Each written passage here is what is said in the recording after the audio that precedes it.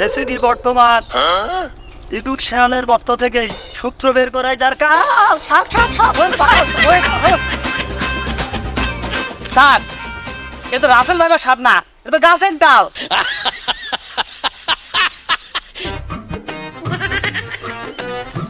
Hello, কি case আছে? সাপে কামড়াইছে? তা আমরা কি করবো? ডাক্তারে গেছে লয়ে যান। আমরা কি ডাক্তার নাকি? কি রাসেল ভাইপো সাপে কামড়াই দিছে? ধুর মিয়া, কি কন? মানুষের নামে আবার সাপ হয় নাকি? আমরা এমনি সাপের ভয়ে আছি। ফোন রাখেন। শোন, জি স্যার। যেহেতু এখন সাপ পুরো বাংলাদেশে ছড়াই গেছে, ঠিক আছে? জি জি স্যার। তো আমাদের প্রোডাকশনের জন্য একজন সাপুরিয়া লাগবে। জি জি জি। সাপুরিয়ারা ফোন দে। হ্যালো,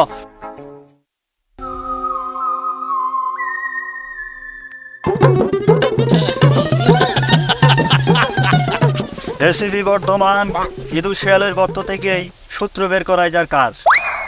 তোমার উস্তাদে এ যাবৎকালে কত সাপ ধরছে বর্ণনা দাও আমাদের। এই বছর আমাদের উস্তাদে একাই 110টা রাসেল ভাইবার সাপ ধরছে। শুধু ধরে নাই, রান্না করে খাইছে। উস্তাদ আর কিছু বলা লাগবে? চুপ, আর কিছু বলা লাগবে না। তোমাদের উস্তাদে প্রতি সাপ ধরার জন্য কত নেয়? এই 50। 50 টাকা? 50 টাকা? 50 টাকা? ওই 50,000।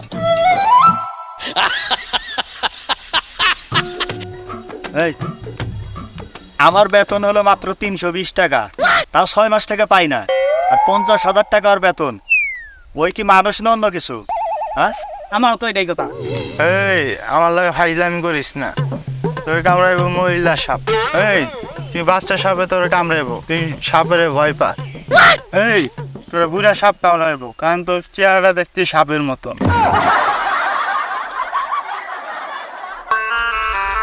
এত বড় অপমান তাও এসিবি বর্ধমানকে। হ্যাঁ, আপনি যে হারে জানেন অনেক খালি অপমান হয়। আপনার জন্য এত বড় বড় খাওয়া লাগলো, এখন কখন যেন আমাদের কাছে সাপে কামড় দেয়। এই ভাই চলেন তো এই জায়গায়। আচ্ছা যাইব না। এই আমার সাপে কামড় দিব।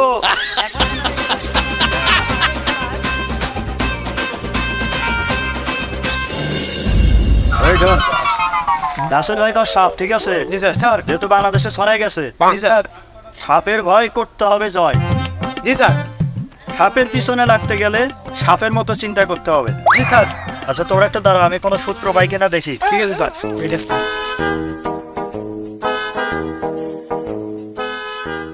স্যার কোনো সূত্র পাওয়া গেল?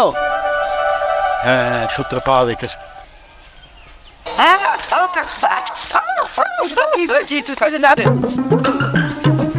আরে ধর, এটা রাসেল ভাইবার সাপ না, এটা একটা পিঁপড়া।